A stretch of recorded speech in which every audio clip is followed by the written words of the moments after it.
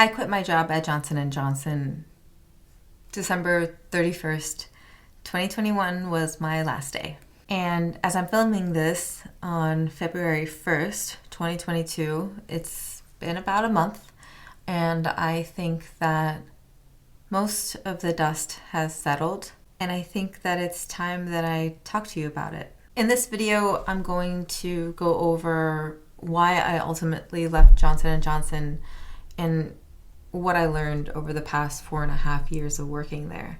In my title, I put in parentheses for minority millennials. And I think I did that because I wanted to really speak out to young minorities who are in similar situations that I've been in. And I want to tell you that you're not alone.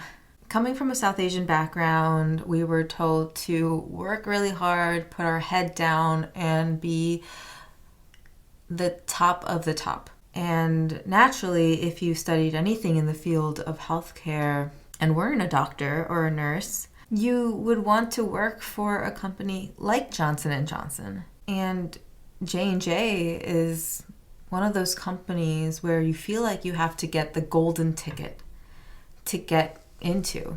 Almost as if you do get that golden ticket, then you're set for life. You know, you have those amazing health benefits and great salary and exercise reimbursement and gyms and discounts and et cetera, et cetera. And this is exactly what I thought. I thought that once I get into Johnson & Johnson, I never have to apply or interview for any other jobs. After a year of working for J&J, your rose-colored glasses start to fade and you start to realize that you're simply one employee out of the more than 130,000 employees at J&J worldwide. And you start to realize that you still are working part of a team, you still have a boss, and you still have deadlines and projects that you have to complete. Your day-to-day life is normal. And so putting J&J on your LinkedIn profile is almost like a stamp of approval, maybe to yourself or to your family or to the guy that's walking down the street and doesn't really care much about you, but you care a lot about what they think of you. And so this is what I learned first. Do not put big companies like Johnson & Johnson on a pedestal. Just because they are flashy with all the great benefits that they can offer you, you're still working as an employee at a company. I came to realize that if you don't have a good team or a good leader who values you or work that you feel is purposeful, or even if you don't have the time to spend with your family or care for yourself, it doesn't matter where you work.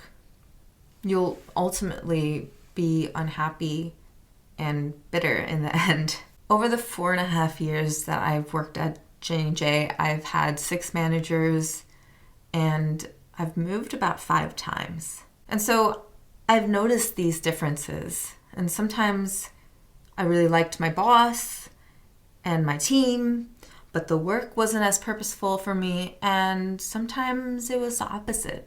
But ultimately, in my opinion, and all of this is my opinion and my experience, I want to make that known that this is my experience alone.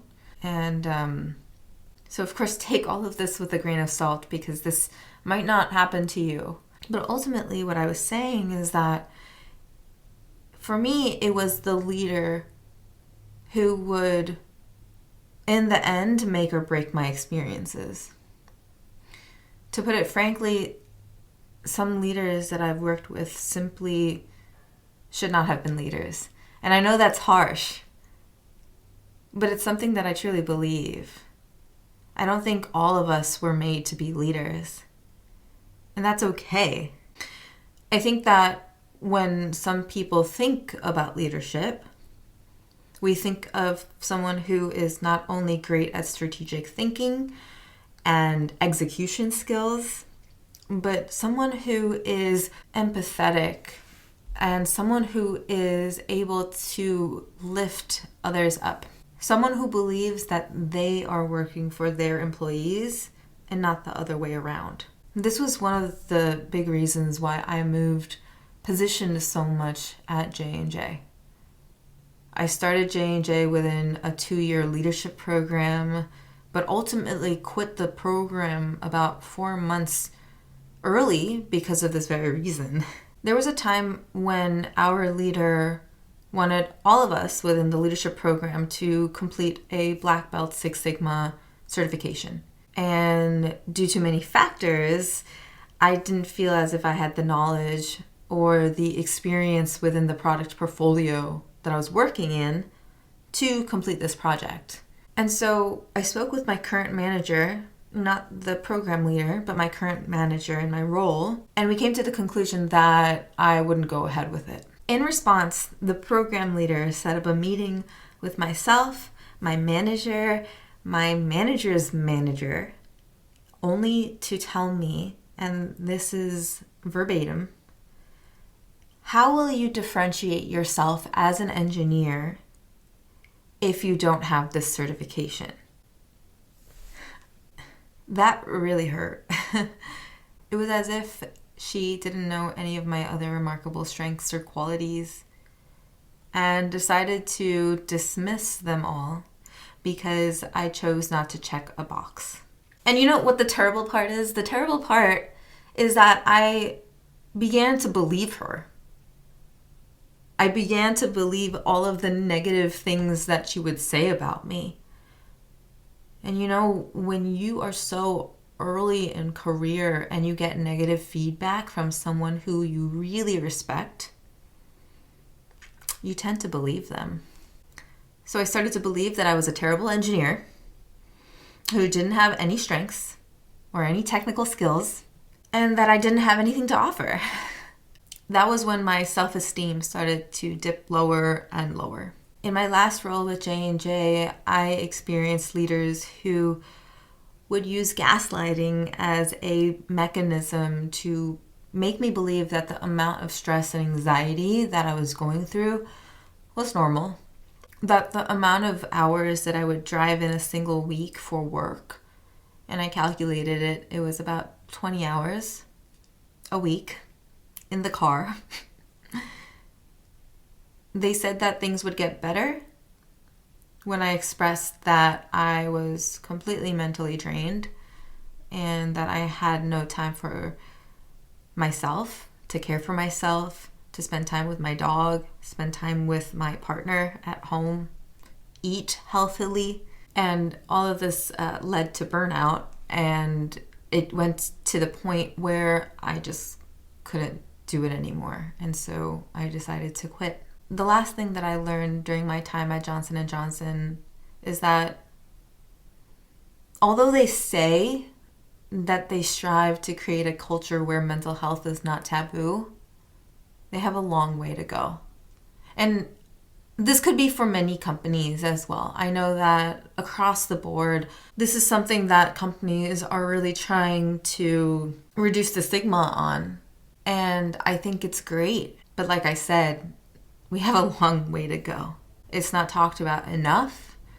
And it honestly felt very awkward when I spoke to my manager about how I had insane anxiety. And when I did speak about it, they just said that it was probably because I needed a vacation, which completely invalidates my feelings. As a South Asian Millennial woman, it was incredibly difficult to speak about mental health issues. I grew up in a family where mental health illness was considered a weakness, and going to see a therapist was just never an option. But over the years, I've really done the work to understand my own body and when enough is enough. Luckily, I had the privilege to even be able to quit my job and focus on what I want to do. And during this time off, I'm focusing on what brings me joy. And I think that starting this YouTube channel will be one of those things. And so if you're still watching, thank you so much. I hope you subscribe so that you don't miss any future videos. I plan to make videos on escaping corporate life, career advice, and burnout. I hope that this video has helped you if you yourself have dealt with burnout and any of the experiences that I have shared today. I would love for you to write it in the comments. I want to connect with you. And I just want you to know that you aren't alone. I guess that's it. I'll see you in the next video.